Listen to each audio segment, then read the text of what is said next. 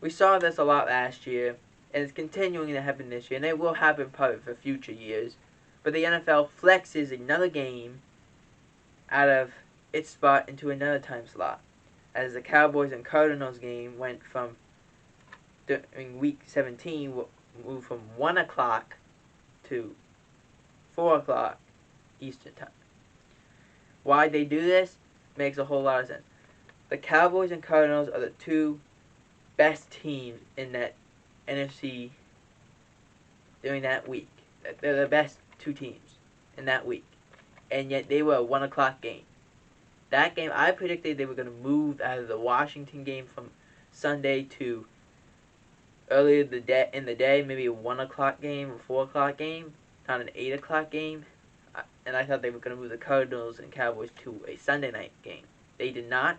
They decided to move the Cowboys vs. Cardinals to a 4 o'clock, which is a disadvantage for the Cowboys because you would have had the Cardinals having to play at 11 o'clock their time in the morning, 11 in the morning and at their time.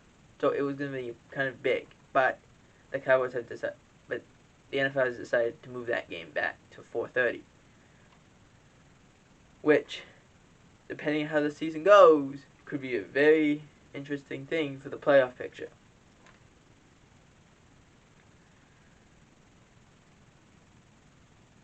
The NFL decided to postpone three games over this past weekend.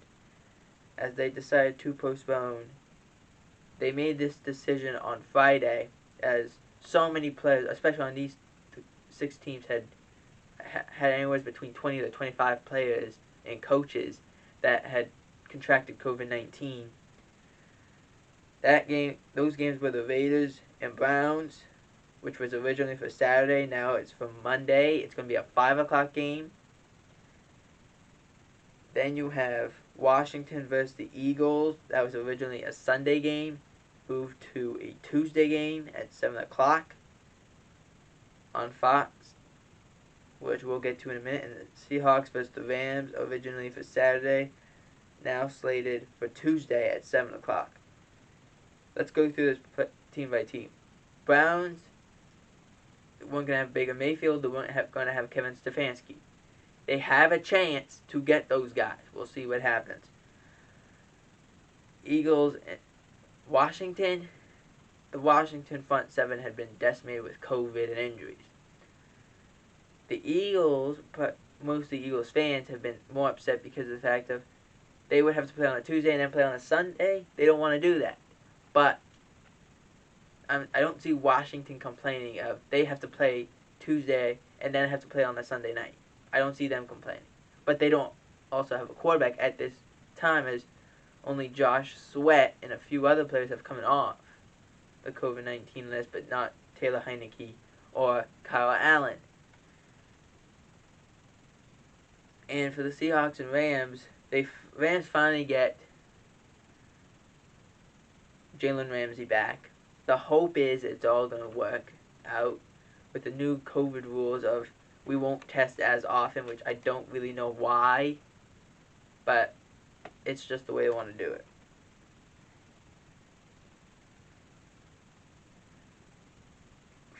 Former Cowboy Jalen Smith has decided to sign with the rival New York Giants. This happened on a Friday. The game was a Sunday. So that's how shocking this was. So a lot of people in the Cowboys corner were saying, well, did they do this to try and see if he would sabotage? I don't know. It did not happen at the result, but who would have known? Sterling Shepard of the New York Giants tears his Achilles. He's done for the season. This is a backbreaker if you're the Giants. Sterling Shepard's so important to that team. They've been decimated with injuries. They lost Daniel Jones for a good period of time, potentially for the whole season. They've lost Saquon Barkley for a good portion of the year. Kenny Galladay's been in and out of the lineup. Sterling Shepard last year was your best receiver, and now he's gone for the year. it doesn't end if you're a Giants fan on the offense. The offense isn't very good, and the defense is not much better.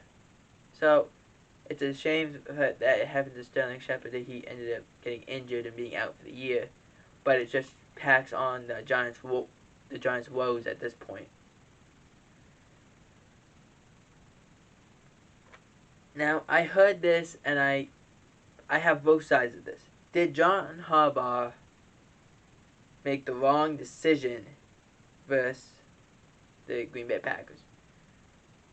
The Ravens had come all the way back. It was at the end of the game, 31-30. The Ravens just scored a touchdown. They decided to go for two. They don't make it. Now, I explained this, and I will explain it with the Chargers and the Chiefs in a similar way. They all believe in the analytics. The analytics should tell you everything. No. It depends on the situation. John Harbaugh probably felt that the Packers were on their heels, that they were going to have, their defense couldn't hold up. So they'd be okay. They should go for it. That happened twice in 3 weeks. It didn't work very well. They ended up losing both games because they ended up not being able to complete it.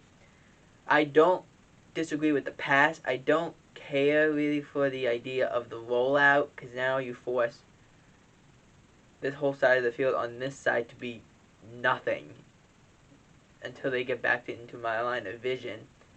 Mark Andrews, who had been dominating the whole game, was the one guy over here. And I don't disagree with him being the one guy. I just disagree with him having to be at where there's nowhere for him to work. That's what I disagree with. So, I don't disagree with the call to go for two. However, you also have Justin Tucker. So on the flip side, you have Justin Tucker, who is probably the best field goal kicker in the NFL.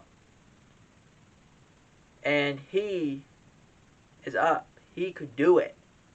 And they decided, no, we're going to go for two. The same thing happened with the Chiefs and Chargers, and we'll talk about this. The Chargers went for it 5 times against the Chiefs. 3 of those times could have been for field goals. They could have won the game without having to go into overtime if they just wouldn't have tried to pay so much attention to the analytics.